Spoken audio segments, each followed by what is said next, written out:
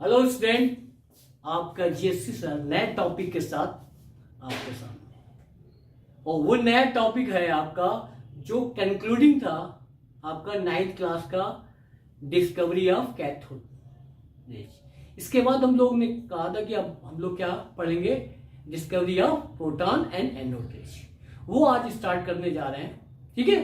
Okay, ध्यान से देखिएगा, कॉपी पेन लेके आप बैठिए, तभी आता है, क्योंकि आप कंसंट्रेट करिएगा और आपको सारी चीजें आ जाएंगी।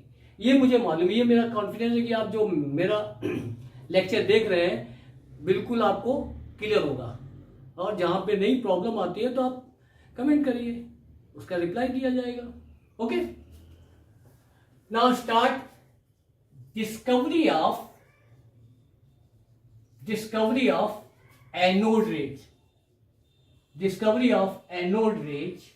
और इसी को 9th में क्या कह दिया, डिस्कवरी ऑफ प्रोटॉन। क्या कह दिया गया है, discovery of proton.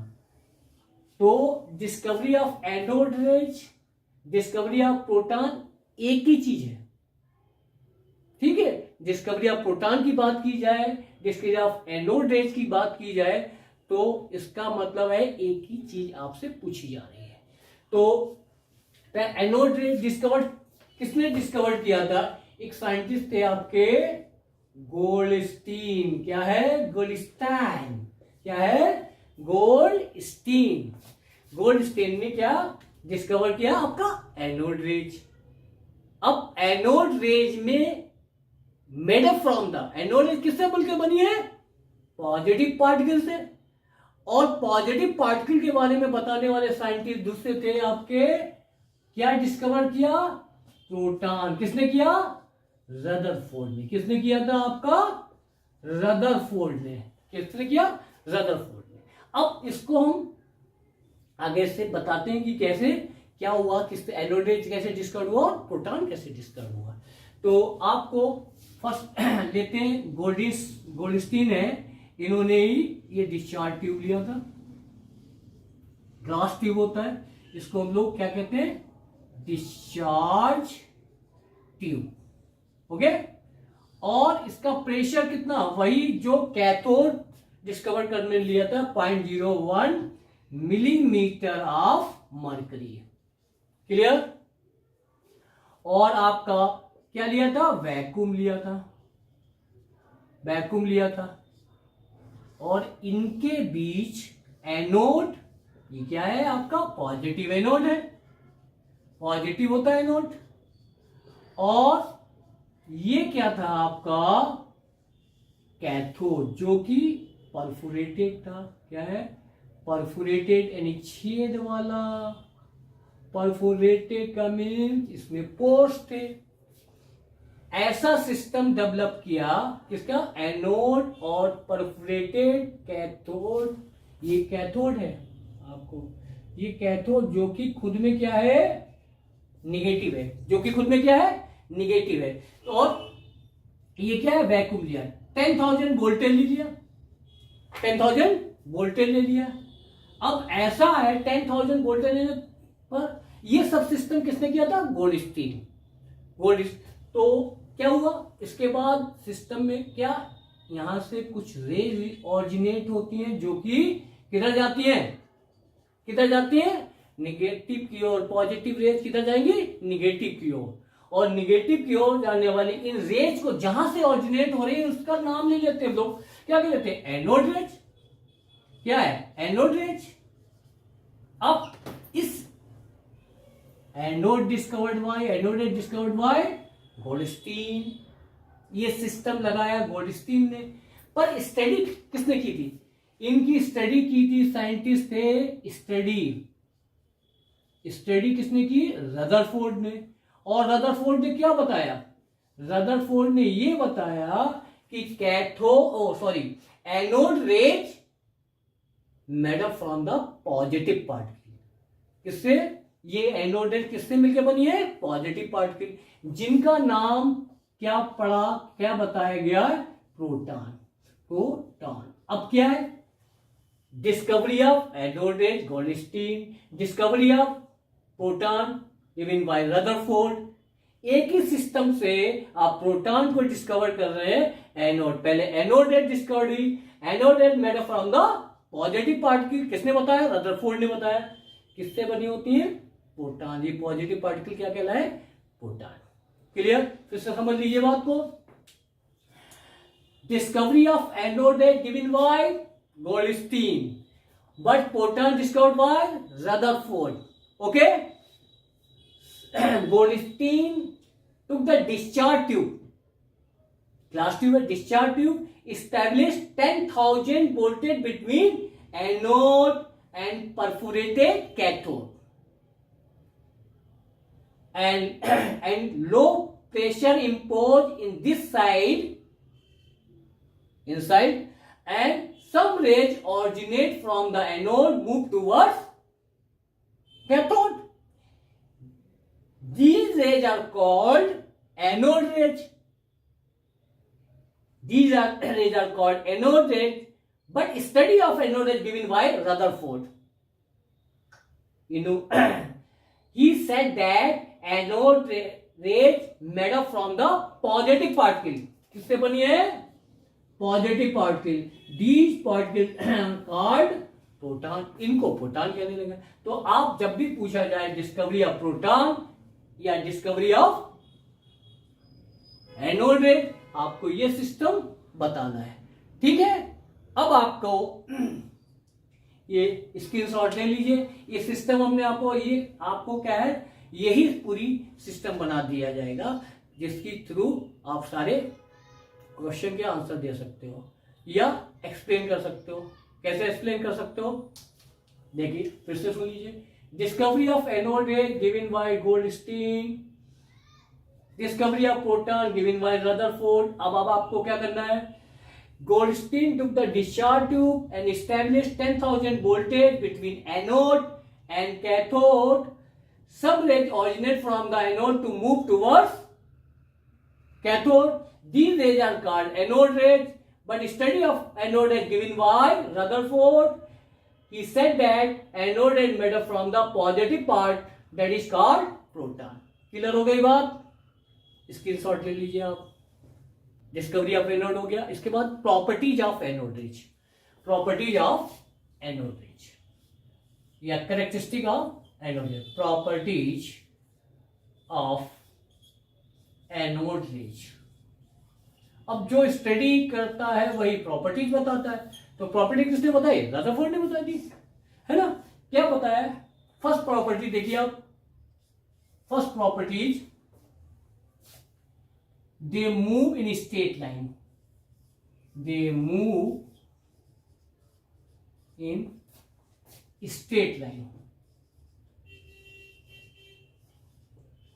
Straight line, they move in straight line.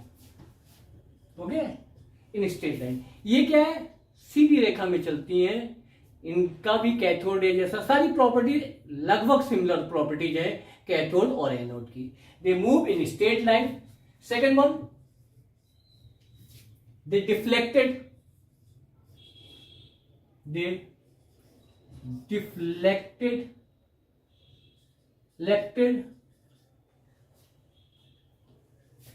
in magnetic and electric field. Electric field. Okay, they deflected in magnetic and electric field. और cathode is deflected towards positive charge, but anode is deflected towards negative charge. देखिए, यहाँ पे positive लगाइए, यहाँ पे negative. Anode किधर deflect होंगे? किधर डिफ्लेक्ट होंगे? नेगेटिव की तरफ। तो डिफ्लेक्शन होगा, लेकिन अपोजिट डायरेक्शन में डिफ्लेक्शन होगा। नेक्स्ट भाई, they ionized to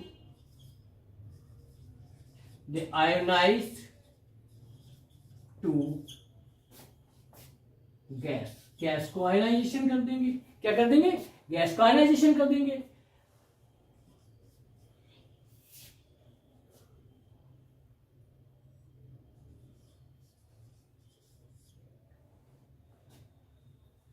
they made up from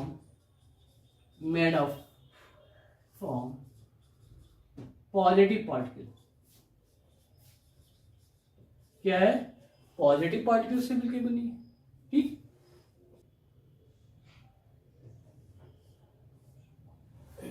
देखिए anode rays, next property, anode rays natures, anode natures depends upon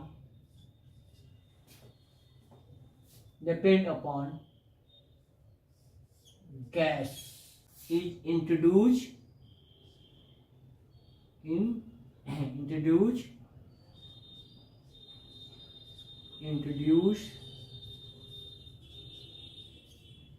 the discharge tube।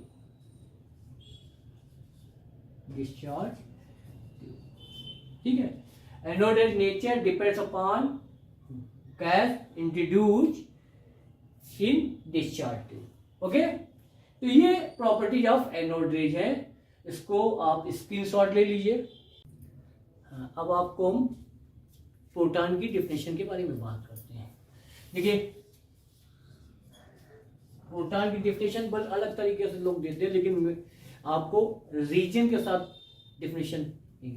Proton की डिफिनेशन क्या है आप समझ लीजिए। हम लोग इसको क्या कहते हैं? Fundamental particle. क्या है? Fundamental particle. फंडामेंटल पार्टिकल क्यों कहते हैं? क्योंकि विदाउट प्रोटॉन एटम एग्जिस्ट नहीं करेगा। तो बेसिक चीज क्या है? प्रोटॉन होना ही होना है। बेस क्या है? फंडामेंटल, यानी कि इसको प्रेजेंट रहने ही रहना है, इसीलिए इसको फंडामेंटल पार्टिकल कहते हैं। अब इस पे 1 यूनिट पॉजिटिव चार्ज होता है। क्या होता है? 1 यूनिट पॉजिटिव चार्ज। आप खुद डिफिनेशन बना सकते हैं भाई। मास, अब मास की बात करते, सारी इंफॉर्मेशन आपको डिफिनेशन में आ जाएगी। Mass of proton equal to hydrogen atom.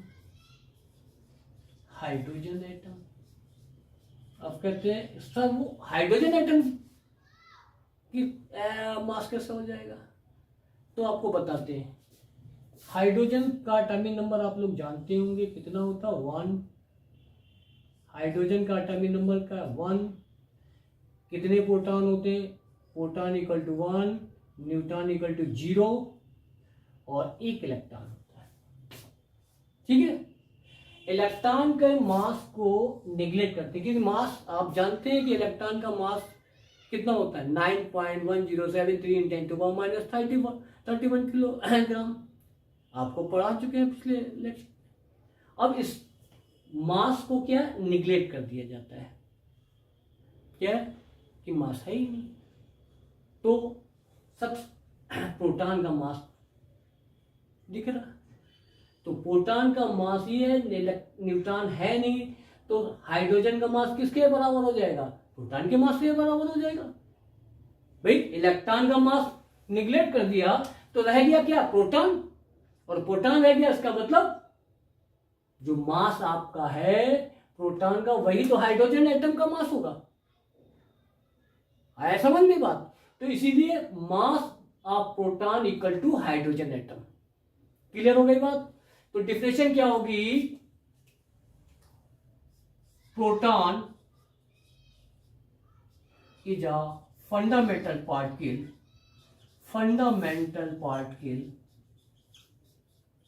देख लीजिए, fundamental particle it has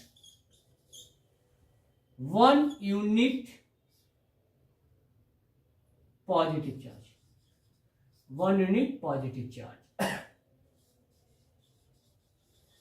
and mass equal to the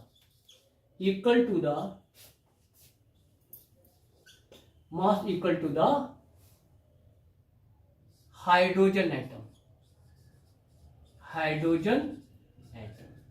अब देखिए, it is denoted by